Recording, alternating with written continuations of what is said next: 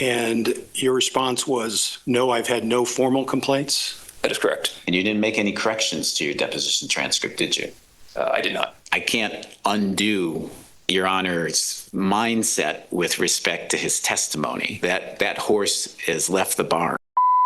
This future Brady Giglio lister may have cost the state of Indiana its felony case against Andrew Kosas. State Police Sgt. Brice was tasked with dumping the contents of Kosas' cell phone, and he says he inadvertently saw something damning, but outside the scope of the warrant, while reviewing the phone dump. They held a suppression hearing last year to determine admissibility of what Brice found. The judge ruled it admissible based almost entirely on Brice's testimony.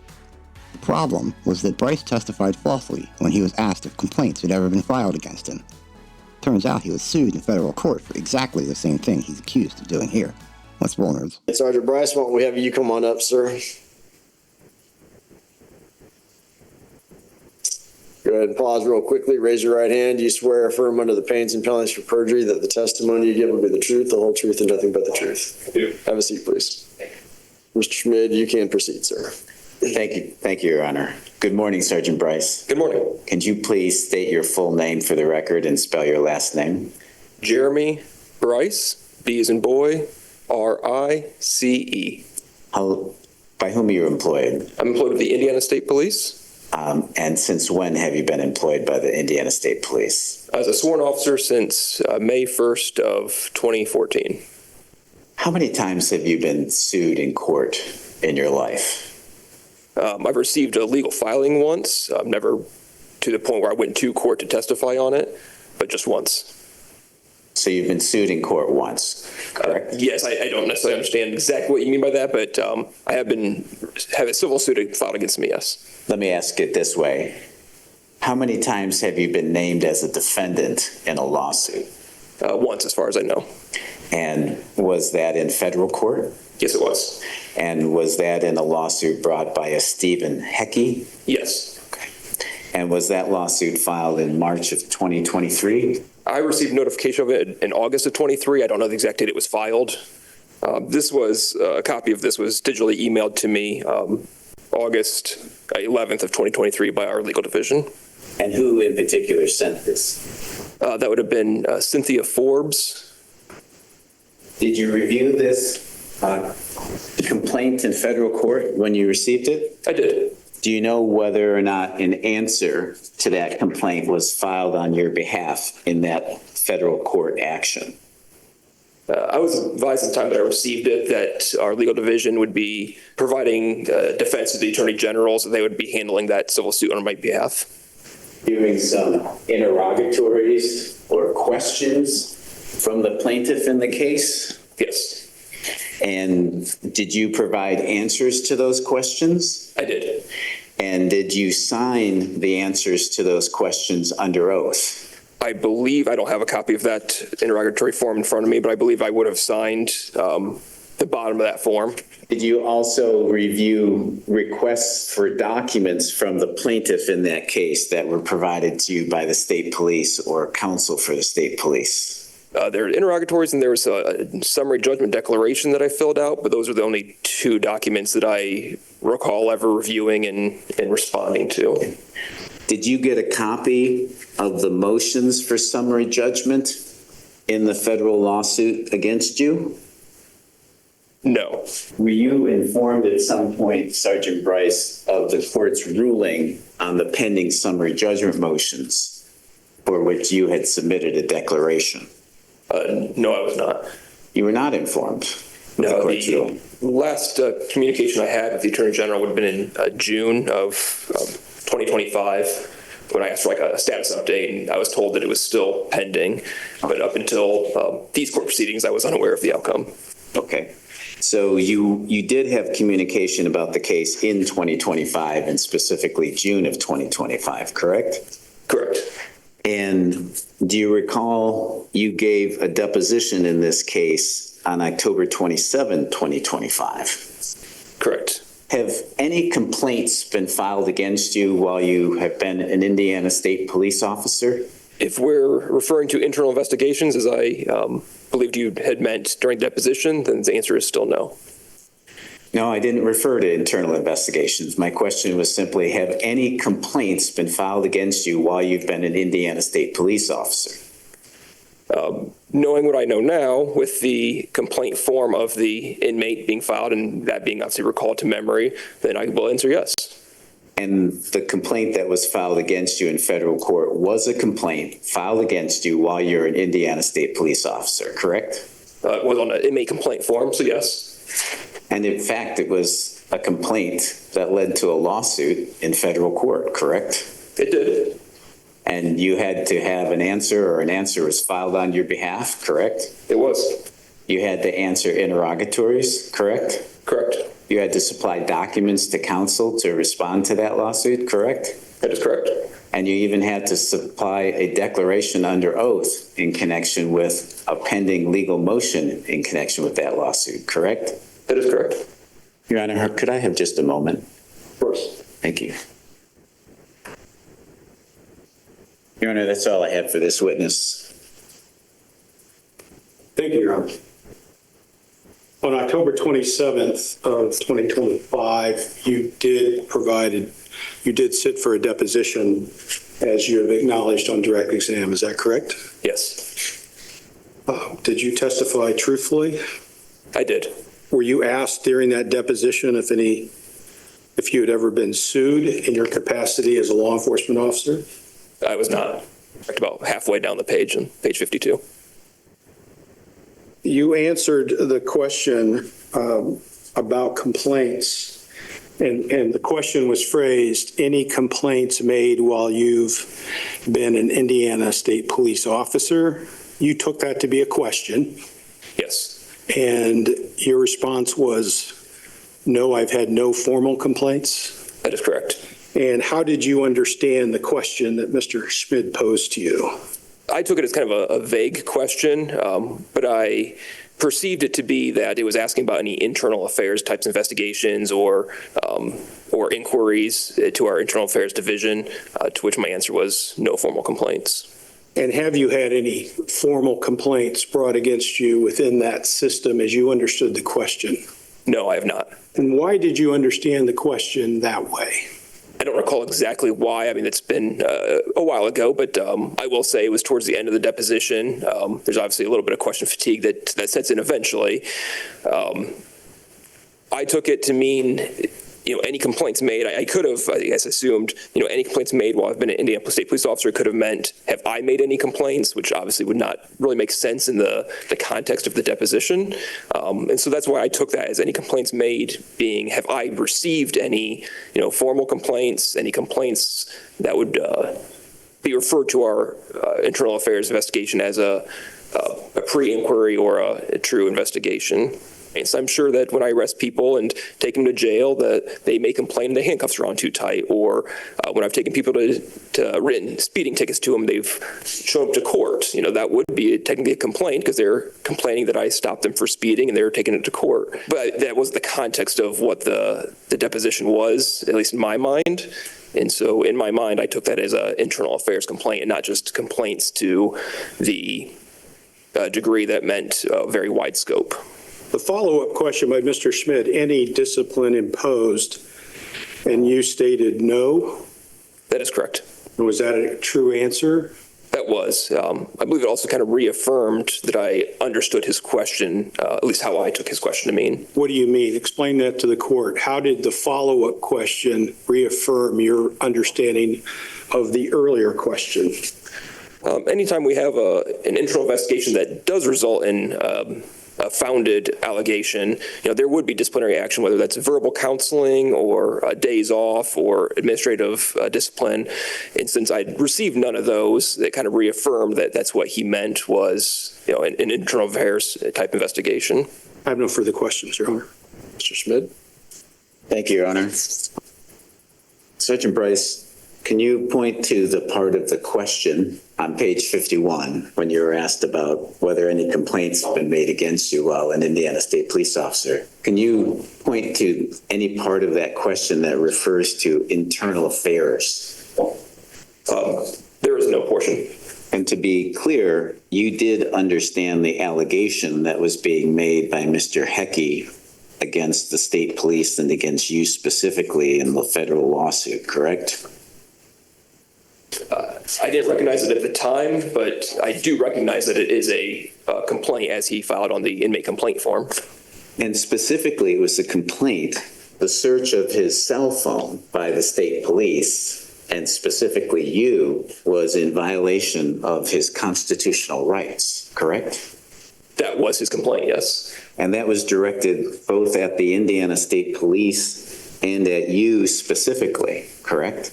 Amongst other agencies and entities, yes. During your deposition on October 27, 2025, in this case, you were asked a large number of questions about your search of the cell phone, correct? Correct. After the deposition was taken from you on October 27, 2025, you received a copy of the transcript, correct? Yes. And you reviewed it, I did. including page 51. Yes. And including the question about whether any complaints had been made against you while an Indiana State police officer, correct? Yes. And you saw your answer, no, correct? No formal complaints, yes. And you didn't make any corrections to your deposition transcript, did you? I did not. All right, so it's uncontested that this was not disclosed, Mr. Schmidt. You're arguing that this is a Brady violation, right? Yes, Your Honor, in two respects. The first respect is that Sergeant Brice gave false and inaccurate testimony at his October 27, 2025 deposition. The question that was asked of him asked whether any complaints had been filed against him while he was an Indiana State police officer. He answered no formal complaints. In fact, that was untrue. A formal complaint had been filed against him in federal court. He was well aware of it. He reviewed the complaint itself.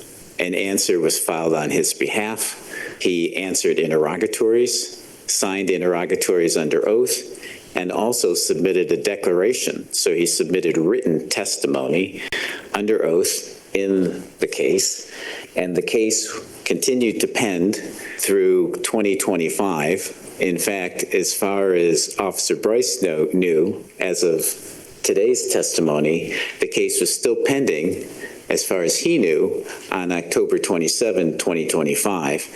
In fact, the court had granted summary judgment on qualified immunity grounds, not reaching the merits of the lawsuit, but on qualified immunity grounds a month earlier.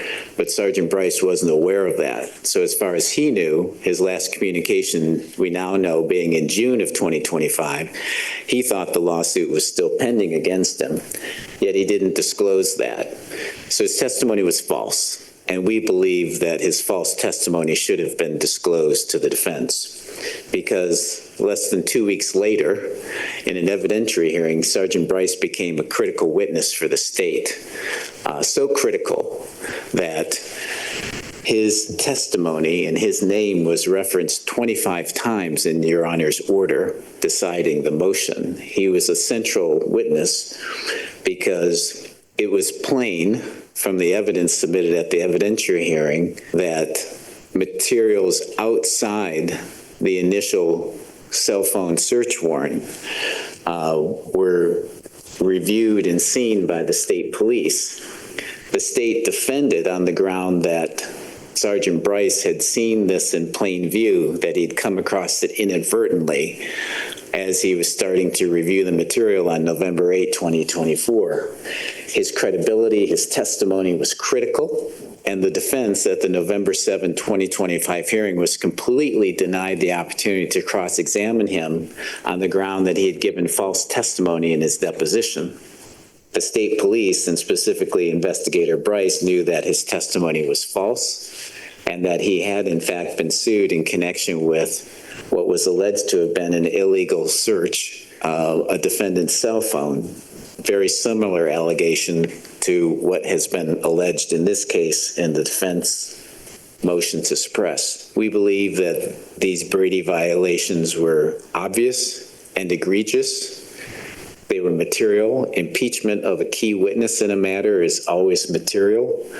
The state suppressed the evidence another requirement for a Brady violation because it didn't disclose the evidence to us regarding the Hecky lawsuit or the false testimony of Sergeant Brice at the deposition on October 27, 2025. The material was clearly exculpatory in the sense that it would have provided powerful impeachment evidence of Sergeant Brice if we had been properly made aware of it prior to November 7, 2025. We were not made aware of it, as was the state's obligation. There is no more fundamental rule in criminal law than the state's obligation to turn over exculpatory and impeachment evidence. And we were denied the opportunity to effectively cross-examine Sergeant Brice in the evidentiary hearing in this case. Because of the egregious Brady violations, Your Honor, we believe that it's appropriate to dismiss the remainder of this criminal case. The law also says, Mr. Schmidt, that Brady violations are to be determined after trial. We don't even have a trial date. Right now, the posture is Brady violation occurred because you were denied the ability to cross-examine Sergeant Brice at the evidentiary hearing on the motion to suppress, correct? Yes, Your Honor. So I guess the question becomes this. When would the point be in the timeline, Mr. Schmidt, when this should have been disclosed to you? It seems to me that you think it should have been disclosed after the deposition, but before the evidentiary hearing, so that you could have a gotcha moment with Sergeant Brice. But aren't you really saying it should have been disclosed before the deposition? I mean, Yes. At what point does it become Brady or constitutional versus just discovery that's ongoing between the parties? What is the line that you want this court to draw? Your Honor, I think it would have been good prosecutorial practice for the Hecky lawsuit to have been disclosed to the defense prior to the deposition on October 27, 2025. That would have been standard practice, but it wasn't. But at the very least, it should have been disclosed prior to the November 7, 2025 hearing, because the state knew that it would be calling Sergeant Brice as a key witness to underpin its plain view argument, which is an exception that was an attempt to salvage what was clearly a search beyond the terms of the search warrant. So the state knew what it was arguing, plain view, knew that Sergeant Brice was the critical central witness, and knew we were having an evidentiary hearing. And I would argue that the relevant time for production of the false statement by Sergeant Brice and the Hecky lawsuit, and that was not prior to the criminal trial itself, but for what it pertained to as him being a key witness. And we are entitled to Brady Giglio material on the state's witnesses prior to hearings, whether that's a trial or a pretrial hearing. And the state violated its disclosure obligations at the very least by not disclosing that in advance of November 7, 2025. I've read this order now a lot, and obviously I know what the court was thinking behind the order as the author of the order. The issue on the plain view, Mr. Schmidt, was corroborated, was it not, by the text exchange between Sergeant Brice and Detective Hostetler on or about November 8, 2024. I think the issue you were raising was, well, when was this discovered? How was it discovered? So how does this impact that evidence? Sergeant Brice testified, Your Honor, that he inadvertently saw the reference in the snapshot of text messaging. We have to rely on his word and his word alone for what he saw and how he saw it. And we were denied an obvious impeachment avenue, a witness who has just lied 2 weeks before about an important material matter. The credibility of that witness obviously would be severely adversely affected if the court knew on November 7th that he had lied in his deposition and given false testimony. Because Sergeant Brice's testimony was critical, and he was the only witness the state had as to how he first saw that screenshot. We had to take him at his word that it popped up inadvertently, that he didn't blow it up, that he didn't take specific steps to try to see it. And even though he knew it was clearly outside the scope of the search warrant, that somehow it was inadvertently seen by him, we had to take him at his absolute word, and Your Honor relied on his word. The defense was denied the ability to impeach his testimony with the obvious impeachment that he had lied about an important material matter just 2 weeks before under oath. And I would have argued at the time that the court should not believe him. I was denied that opportunity. I didn't attack his credibility because I didn't have the information and evidence to attack his credibility at the hearing. The text messages merely confirm that he eventually saw the information, the screenshot, but it doesn't confirm how he got to that. And that was the critical part of the court's analysis. How did it happen? I can't recreate the cross-examination of Sergeant Brice after the fact because he's already made his impression on you. I can't undo Your Honor's mindset with respect to his testimony. That horse has left the barn and we can't put it back in. I guess the fundamental question is, Your Honor, if due process is to mean anything, do we want criminal prosecutors to withhold critical information that a key witness has lied in sworn testimony in a case? This is not an obscure lie in another case that was not disclosed. This was a lie by a key witness 2 weeks before a central evidentiary hearing. Do we want prosecutors to withhold that information? Is that what we want the law to be? And if we don't want that to be the law, if we want prosecutors to be acting in the way that they should, which is the pursuit of justice, not just a win, then the correct remedy, we believe, is dismissal of the case, because we don't want our prosecutors withholding that kind of critical impeachment information. But I would ask, before you decide that issue, how do you want your prosecutors to act in your courtroom? How do you want them to act in the criminal cases that you oversee? I think that's the fundamental question. And I suspect that you want them to be above board and to be diligent to uncover exculpatory and impeachment evidence. You know, frankly, Your Honor, I'm quite tired, and I'm not blaming Mr. Luttrell, but I'm quite tired of hearing prosecutors tell me, we weren't aware of that information. Well, frankly, that's not good enough. Prosecutors are obligated to find out the information and to disclose it to the defense. Prosecutors can't bury their head in the sand and not ask their witnesses, fail to ask them, any complaints been made against you? Anyone accused you of constitutional violations before? Anyone accused you of lying? You ever been disciplined for lying before? In some prosecutors' offices, Your Honor, those questions are embodied in formal forms that a prosecutor has to ask his witnesses, his law enforcement witnesses, in fact, all of his witnesses, before they testify at any hearing. That should be, and frankly, is the standard. And whether Mr. Luttrell knew it or not, and I'm not saying he actually knew it, but he's deemed to have knowledge of it, the good practice is find out the exculpatory and impeaching information, disclose it. Right, I'm not asking to reopen and get a second crack at the apple. I'm just saying what should be the appropriate sanction for an obvious disclosure violation by the state. And I'm just saying one additional remedy that Your Honor could consider short of outright dismissal of the whole case is to strike Sergeant Brice's testimony. I believe that in that instance, Your Honor would then grant in full the defendant's suppression motion because there'd be no plain view to rely on.